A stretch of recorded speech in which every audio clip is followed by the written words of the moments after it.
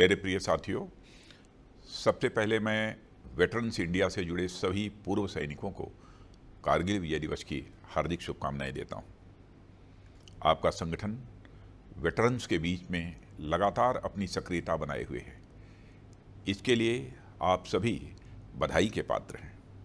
साथ ही कारगिल विजय दिवस के अवसर पर मैं सभी सैनिकों एवं देशवासियों को भी हार्दिक शुभकामनाएं देता हूं।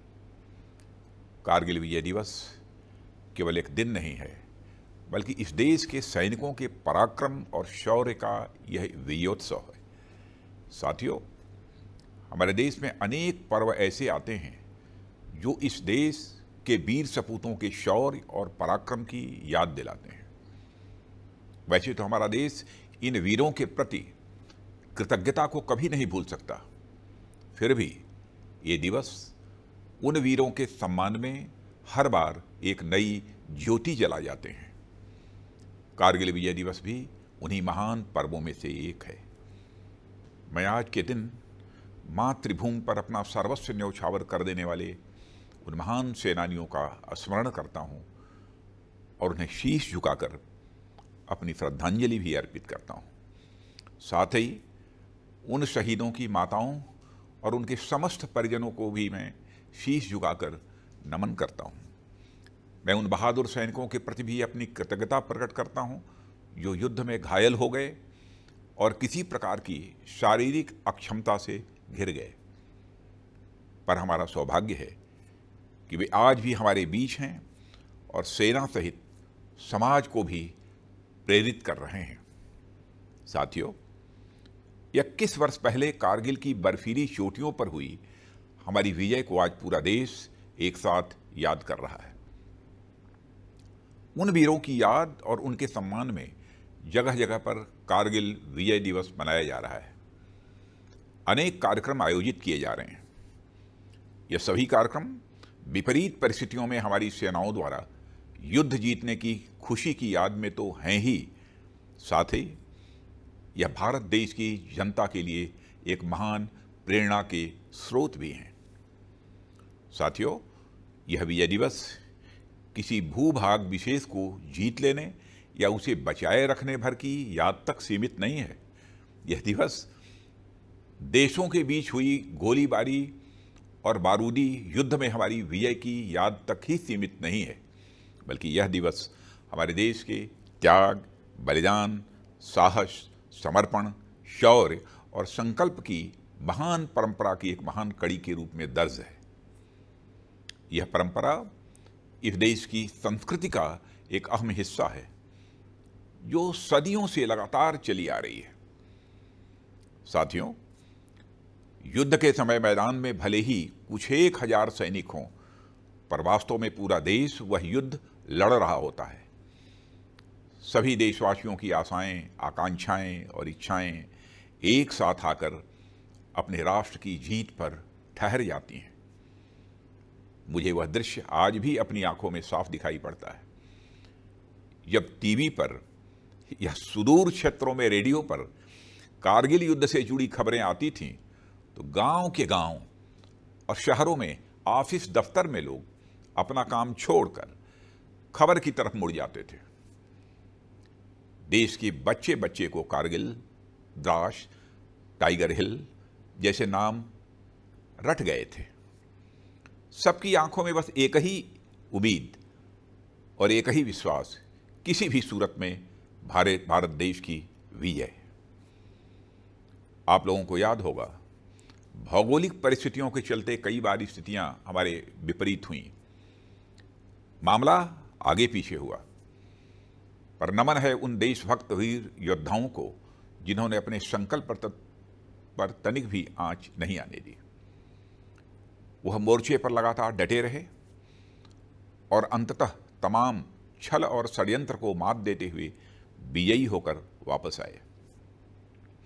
इस तरह यह जीत हमारे संकल्प और उम्मीदों की जीत थी। मेरे प्यारे साथियों, कारगिल न केवल हमारे राष्ट्रीय स्वाभिमान का, बल्कि एक इनजस्टिस के खिलाफ उठाए गए एक बड़े कदम का भी प्रतीक था और रहेगा। कारगिल विजय के शिल्पी तत्कालीन प्रधानमंत्री श्री अटल बिहारी वाजपेयी जी ने उस समय राष्ट्रीय सुरक्षा पर अपना जो दृष्टिकोण प्रस्तुत किया था, उसका जिक्र मैं यहां करना चाहूंगा। उन्होंने कहा था, हमने यह साबित कर दिया कि हम किसी बाहरी दबाव के सामने नहीं झुकेंगे। हमने यह भी साबित कर दिया कि हम एक जिम्मेदार राष्ट्र हैं। राष्ट्रीय सुरक्षा के दायरे में हम जो कुछ भी करते हैं वह हमेशा आत्मरक्षा के लिए करते हैं, आक्रमण के लिए नहीं है। और अगर दुश्मन देश में कभी हमारे ऊपर आक्रमण किया तो हमने यह भी साबित कर दिया कि कारगिल की तरह हम उसे मुंहतोड़ जवाब भी देंगे। साथियों, यह सेंटिमेंट जैसा 21 साल पहले था वैसा ही आज भी है। हम शांति चाहने वाले देश हैं, पर किसी संकट के समय अपनी राष्ट्रीय एकता और संप्रभुता के लिए बड़े से बड़ा कदम उठाने के लिए भी हम हमेशा तैयार हैं। अभी हाल ही में मुझे लेह लद्दाख जाने और वहां से इन वीर सपूतों को श्रद्धांजलि देने का अवसर प्राप्त हुआ था। इसके पूर्व हमारे आदरणीय प्रधानमंत्री श्री नरेंद्र मोदी जी का भी वहां जाना हुआ था और उन्होंने वहां अपने सैनिकों के साथ एक जीवंत संबंध स्थापित किया। मैंने अनुभव किया कि कितनी कठिन और विपरीत परिस्थितियों में भी हमारी जांबाज बहादुरों ने अपना संयम और धैर्य बनाए रखकर दुश्मनों को मुंहतोड़ जवाब दिया था। वे अपने दिल और दिमाग दोनों से इस देश को समर्पित थे और मुझे कहते हुए खुशी हो रही है कि 20 वर्ष पहले के मुकाबले मैंने वहां बहुत बड़ा बदलाव देखा। वह चाहे इक्विपमेंट प्रोफाइल हो, हाल ही में डिप्लॉयड गन्स हों या फिर एरियल एसेट्स हों, जो न केवल ट्रूप्स की बल्कि टैंक्स और बीएमपीज की भी स्पीडी मोबिलाइजेशन में सक्षम है। मित्रों, यह दिवस हमें याद दिलाता है कि एक सैनिक हमेशा एक सैनिक होता है। वह न किसी जात का होता है, न किसी मजहब का, न किसी वर्ग का होता है, न किसी वर्ण का।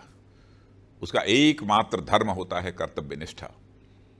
सैनिक का एकमात्र धर्म होता है अपने राष्ट्र के प्रति कर्तव्य और सेवा भाव। यह कहते हुए मुझे गर्व होता है कि हमारी आर्म्ड फोर्सेस की इसी कमिटमेंट के कारण हमारा देश एक सुरक्षित और गौरवपूर्ण जीवन जीता है। साथियों, आज हम देशवासियों को अपने सैनिकों की इसी निष्ठा और कर्तव्य भाव का अनुकरण करने की जरूरत है। हम सबको अपने देश का एक ईमानदार सैनिक बनने की जरूरत है। देश की सीमा पर रहकर देश की सेवा करना एक सैनिक का धर्म तो है ही, साथ ही देश के अंदर रहकर भी देश के प्रति अपने कर्तव्यों का ईमानदारी से निर्वाह करना भी एक सैनिक धर्म ही है। इस देश को सुरक्षित रखने का कार्य अगर हमारे सीमा के सैनिक कर रहे हैं तो इसकी एकता, अखंडता और भाईचारे को बरकरार रखना हमारी जिम्मेदारी है। हमारे देश में हमेशा अमन चैन बना रहे, आपसी सौहार्द बना रहे और हम लगातार विकास के पथ पर उन्मुख रहें। मैं समझता हूं हमारे वीर बहादुर जवानों के लिए यह सबसे बड़ी श्रद्धांजलि होगी। साथियों, यह हमारे देश के वीर जवानों के प्रति कृतज्ञता का भाव रखता है। मातृभूमि की सेवा में इन वीर सपूतों का बलिदान यद्यपि बेजोड़ है और इसकी कोई कीमत नहीं चुकाई जा सकती है, लेकिन हम विश्वास दिलाते हैं कि यह सरकार सदैव इन वीर जवानों के परिजनों के साथ खड़ी है। आज का हमारा हर वॉरियर आने वाले कल का सम्मानित वेटरन है। अपने वेटरन्स की कुशलक्षेम और उनकी संतुष्टि सुनिश्चित करना यह हमारा परम कर्तव्य है और यह सरकार अपने कर्तव्य को अच्छी तरह समझती है। देश की सेवा का अवसर मिलने के साथ ही वन रैंक वन पेंशन जैसी पहल पर कार्य करना इसका एक उदाहरण है। ऐसे ही और भी कई उदाहरण हैं जिनमें हमारे वेटरन्स के वेलफेयर और उनके रीसेटलमेंट और हेल्थ केयर, पेंशन पॉलिसी, बच्चों की एजुकेशन, ग्रीवेंस रिड्रेसल सिस्टम के साथ साथ वर्तमान में आई महामारी यानी कोविड रेस्पॉन्स के लिए भी हमारी ओर से बड़े पैमाने पर प्रयास किए जा रहे हैं। सभी हेल्थ केयर ऑर्गेनाइजेशंस के रीजनल सेंटर्स को यह एडवाइजरी जारी की गई है कि किसी भी वेटरन कोविड-19 पेशेंट का इलाज ECHS नॉर्म्स के तहत ही किया जाएगा। मुझे यह जानकर बहुत ही अच्छा लगा और सचमुच मुझे गर्व की भी अनुभूति हुई कि केंद्रीय सैनिक बोर्ड ने पूरे देश से 1,80,000 ऐसे यंग सर्विसमैन को आइडेंटिफाई किया है जो आवश्यकता पड़ने पर कोरोना काल में भी अपनी सेवाएं देने के लिए उपलब्ध हैं। आपदा के इन दिनों में हमारे इन पूर्व सैनिकों ने देश के विभिन्न हिस्सों में होम क्वारंटाइन की व्यवस्था करने, लोगों से फिजिकल डिस्टेंसिंग का अनुपालन करवाने और इंटर स्टेट माइग्रेंट वर्कर्स की मूवमेंट कंट्रोल करने में अपना सहयोग दिया है। देश सेवा की इससे बड़ी पराकाष्ठा और क्या हो सकती है कि जिन सैनिकों ने कल तक सीमा पर अपने देश की सुरक्षा की, आज संकट के समय सीमा के अंदर भी वे तन मन से देश को अपनी सेवा देने के लिए तत्पर हैं। मेरे साथियों, मैं पुनः एक बार अपने वीर जवानों के प्रति श्रद्धांजलि अर्पित करते हुए हर हाल में उनके परिजनों की देखभाल का संकल्प दोहराता हूं और हर स्थिति में उनके साथ खड़े होने का वचन देते हुए अपना निवेदन यहीं समाप्त करता हूं। आप सबको धन्यवाद। जय हिंद।